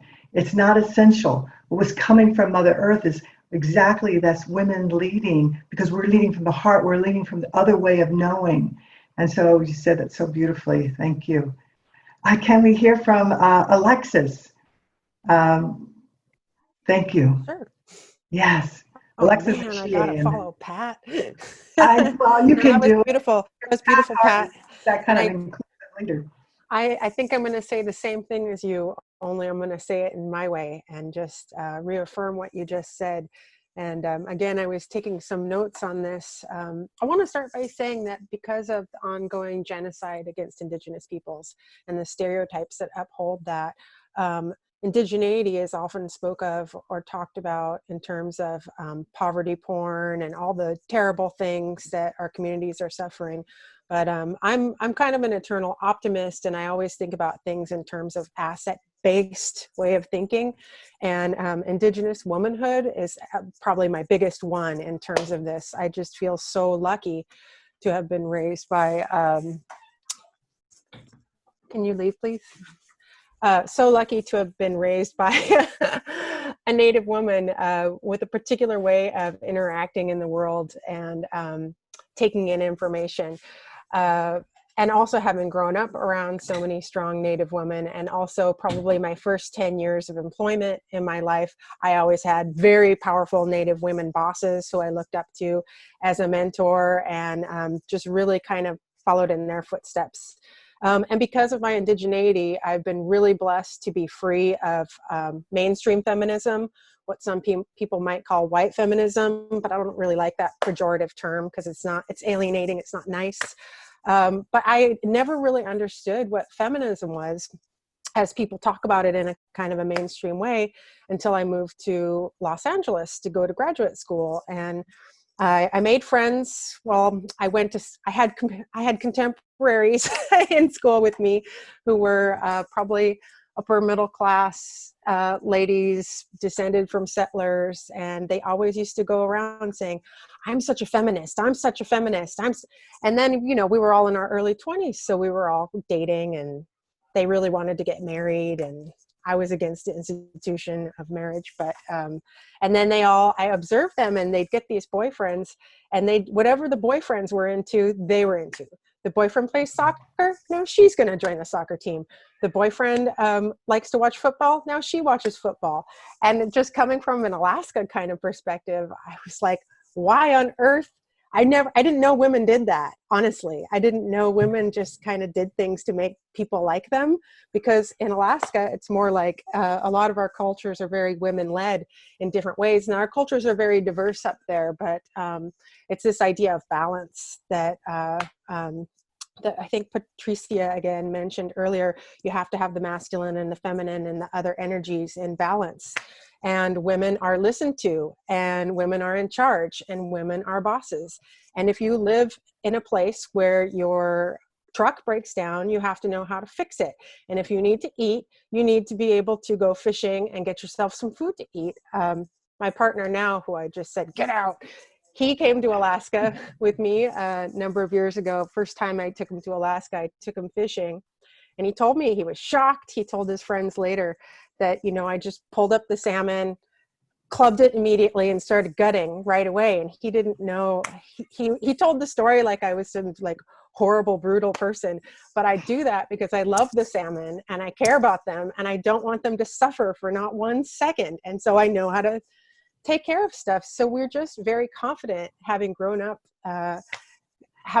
there and in this setting. We develop a confidence that no matter what we say, we're fine. And I always just felt like when I moved to the lower 48, I just said, you know, this is me, take it or leave it. You don't like me? I don't care. I don't need you to like me. And that was not the way that all these young women I met who were socialized to the mainstream society, to the patriarchal society. They thought they were feminists, but they didn't realize that they were swimming in their own water of patriarchy, not knowing that they were actually not being a feminist was a reaction to something they didn't need to be in the first place. And just something that popped to my mind when I was thinking about this question was Barbie, growing up in the 80s. And Barbie's all about, you can do anything but have an unrealistic body type. And look, that's unattainable. But what is Barbie? That you can do anything is a reaction to the norm being girls can't do anything. They can't do things. So we're limited. If we lived in a society that was more like the way that some of our Native communities in Alaska have traditionally viewed women and held women up to an esteem, there would be no need for a Barbie, because the norm is not that there's things women can't do. So I feel very, very lucky to have been raised in that way. And I'm just going to end by connecting this to COVID again. I had a conversation with a good friend of mine here in Monterey the other day. Our children are friends, and we were talking about how we're going to homeschool, if we're going to switch schools for our kids who both have small children. And she just said, you know, I just feel like no matter what I do with my daughters, I'm going to fail. I'm going to fail them somehow, no matter what schooling I put them in next year. And this is probably the third or fourth mom in the area that said something like this to me. And it's kind of like feminism. I didn't understand it because somehow I wasn't raised with the idea that you need to judge yourself on how you're raising your kids. Like, why would you? And I just talked to her and I said, look, we don't know how long this is going to last. Historically, they last 2 to 4 years. Just roll with it. Like Pat said, let go, surrender. Just surrender to everything and don't hurt yourself by judging yourself against a set of standards in a society that's not in a healthy mold. This uber capitalist society, when billionaires are making billions in the month of March, and we're supposed to be sitting here judging ourselves because we can't send our kids to school because of our country botched COVID so badly. So anyway, those are just a few of those thoughts, but we should not judge ourselves by mainstream measures. I generally try not to judge myself against any of them, but of course I mean, I have judged myself in the past, but I had to quit tenure track academic jobs, prestigious consulting firms, all kinds of things deemed prestigious by mainstream society in order to be true to myself and not judge. So that would be my piece of advice to everybody on this call is don't beat yourself up. Please don't beat yourself up. And if you're beating yourself up, ask yourself why. What is it about society that makes you think that you should be judging yourself? Because you're beautiful just the way you are. Great. Thank you, Alexis. And Shie, could you talk to us about, from a young woman's perspective, and also a young woman and a leader in the whole youth movement that's happening, just any wisdom or insight you can give us in answering those questions of what it is to be you at this time? Well, I think that we've heard really amazing insight into what womanhood means. And to be honest, that is not the first thing that comes to mind when I think about myself. And I think it's because, you know, growing up, my mom told me, you are half mom, half dad. Not because I'm their daughter, but because she meant you're half feminine and you're half masculine. Because that's the energies that we need to embody, right? That's what the world is, half and half. And it's not like obviously half and half, it's like a mixture, and it evolves and it swifts and it changes. But that's my understanding of feminism. It means not only realizing that feminism doesn't mean women need to have more things, it means women need to have the same rights as men. But at the same time, it also, in a spiritual sense, it means recognizing that we have to balance both energies and that both energies are necessary and that we have to give space to both energies. I was in the call I was with Alexis, actually. It was only women talking, but there were men present because they said we need men to hold the space. And that's a way of doing things, right? And when it comes to like thinking about myself, I always think of me being, you know, all these identities that come forward when you think about yourself. Like, I'm Mexican, I'm Chilean, I'm a youth, which, you know, you shouldn't build an identity around age because age changes all the time. But that's something that comes up to mind because of the climate movement, because I think there's generational injustice. And when it comes to me thinking about girls and women, I think about how many organizations about women empowerment there are. And I ask myself, like Alexis said, why do we need organizations that empower women? I've never seen organizations that empower men, right? And it's because that's not the norm, to empower women. And that's something that has to be the norm and has to be how we shift our mindset. And my last thought is that somebody once asked me, why do you think there's so many girls leading the youth climate movement? Why are there so many girls speaking at the UN and being in leadership positions and leading the strikes all over the world? It's young girls who are mainly there. And I didn't know how to answer this question. But somebody told me it's because of the way girls are socialized. Girls are socialized to look at their surroundings and want to take care of the world even more so than themselves, but also, you know, their families. And that's something that really stood out to me, because I hadn't realized that it was in the way in which society had raised us, why we cared so much about the deterioration of Mother Earth, and the fact that it is Mother Earth and all of these things, and Grandmother Moon, but we also have Grandfather Sun. So it's a balance that we need to achieve. And my hope is that, you know, girls do become more empowered to speak up, because I know, for example, it's very easy for me to do it in the US, but it's so hard for me to do it in Mexico. It's just such different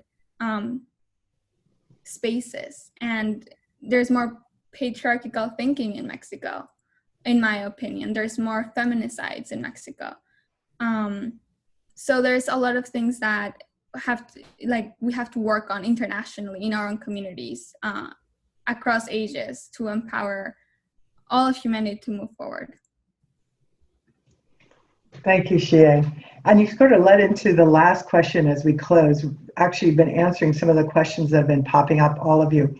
But in closing, I would love for you each to take no more than a minute and just share what gives you hope at this time.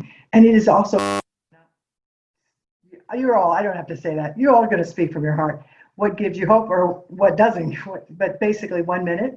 So Xie, do you want to add anything else to, I mean, you've shared hope, but is there something else that you would, in closing, want to say about what gives you hope? Yeah, so, you know, that's the first question we get asked as youth: what gives you hope? And my answer is, you cannot achieve hope until you do something about why you're hopeless. So it's all about moving, activating yourself. It's about action. That's what gives me hope. Seeing people act, seeing our minds moving, seeing innovation happen, reconnecting, reimagining. For me, hope is the outcome of stubborn optimism, of really believing in ourselves, believing in our power to create the future that we want to see, believing in our power as individuals to do everything we can to make the world a better place. And when you are optimistic, when you truly believe in yourself and in those around you, that's when hope comes in and keeps us going to truly achieve our goals. Thank you, Xie. Alexis, what gives you hope? For me, it's events, online gatherings like this. And I've been looking around all the people. It's so cool that everybody's video's on. And I'm going to say something counterintuitive, which is all the elders on this call, not just our panel, but the people in the audience. I love seeing you. And if you're at a time in your life where you have free time to join these calls, then you can get politically active and you're educating yourselves. And I know that you are going to be the ones who are going to help us to make these changes. So you all give me hope. Thank you. Riley, what gives you hope?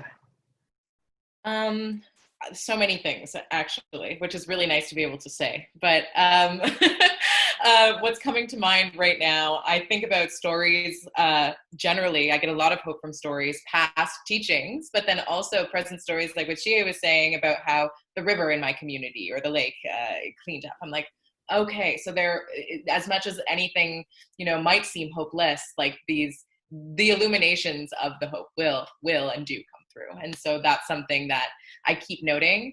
And then always my go-to answer for this in any circumstance, no matter the question, is young people. I get so much hope from young people.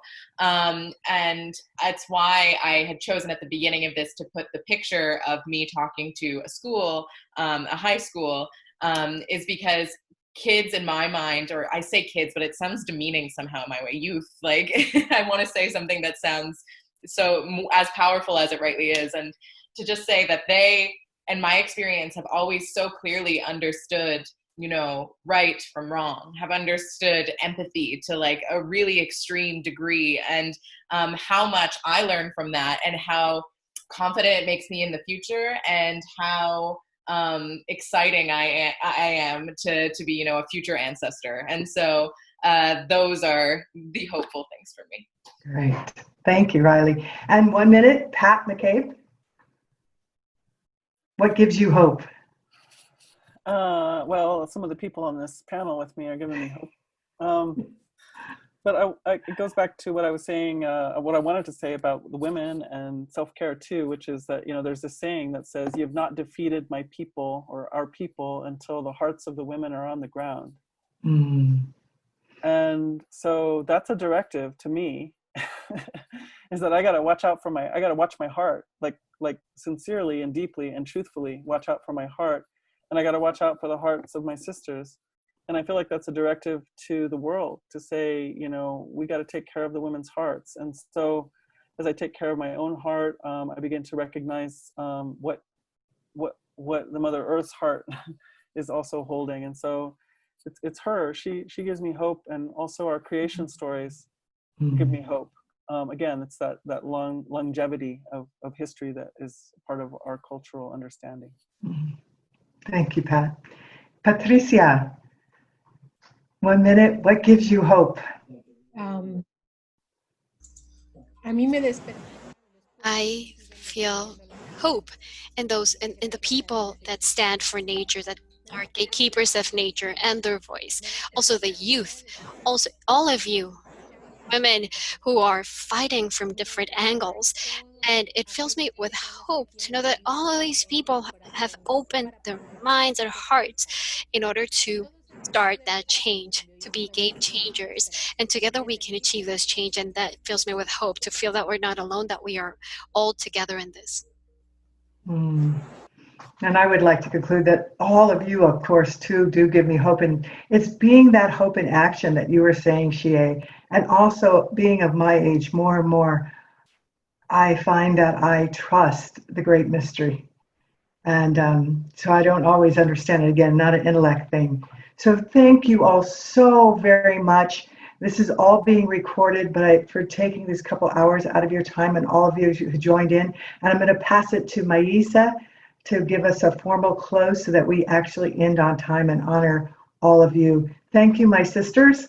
I just love you all so much. Thank you. Maisa? Thank you.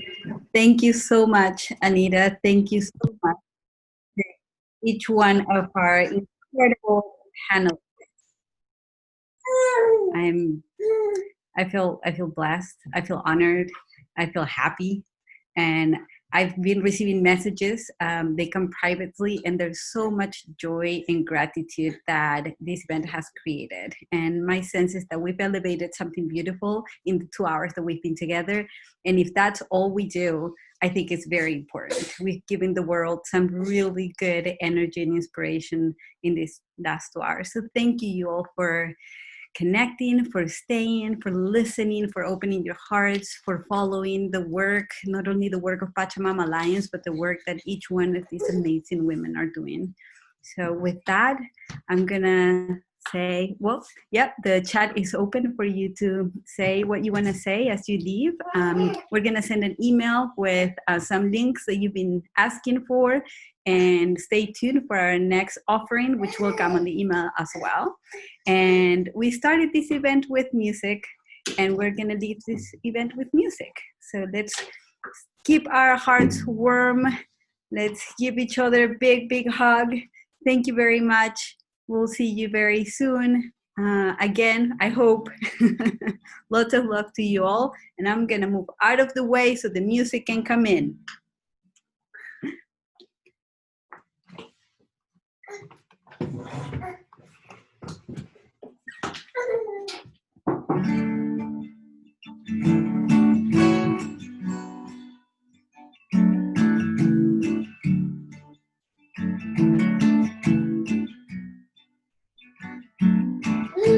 The earth had spun around, and the moon rose in the sky.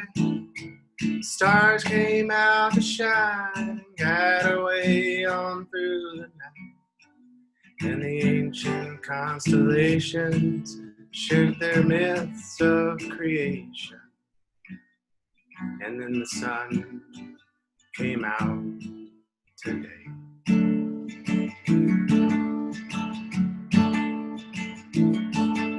The tides rolled in and out, and the winds blew from the south. The waters flowed from mountain tops down on into the sea.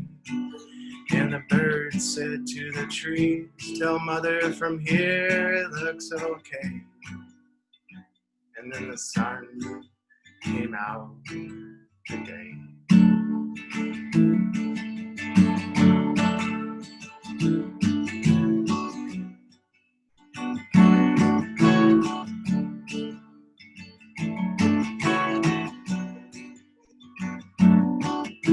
The elders kept the wisdom long protected by ancestors who in ceremony with Pachamama remember where we came from. And long before we came here and long after we're gone, sun will shine today. Oh, the sun will shine today.